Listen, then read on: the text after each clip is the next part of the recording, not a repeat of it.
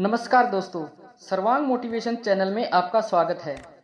दोस्तों, हिंदू धर्म में भगवान शिव और माता पार्वती सबसे ज़्यादा पूजे जाने वाले देवी देवताओं में आते हैं।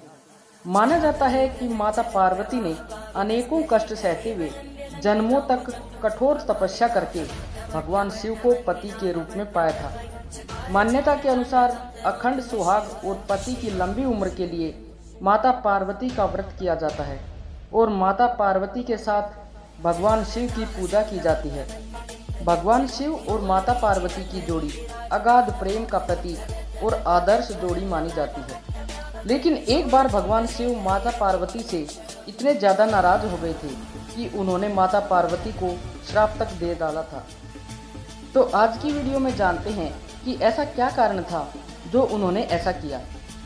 माता पार्वती ने 108 जन्मों की घोर तपस्या के बाद भगवान शिव को पति के रूप में पाया था।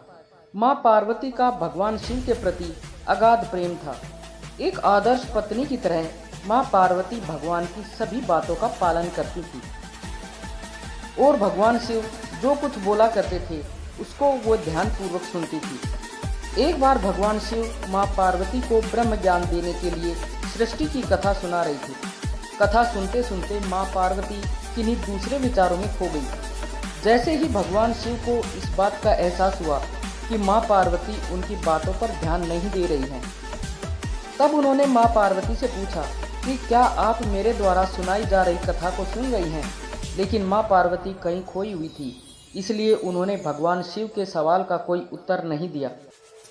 कुछ समय बाद जब मां पार्वती का अपने विचारों से ध्यान भंग हुआ और वो अपनी दुनिया में वापस लौटी, तब भगवान शिव ने क्रोधित होते हुए मां पार्वती से कहा कि आपने ब्रह्म ज्ञान का अनादर किया है।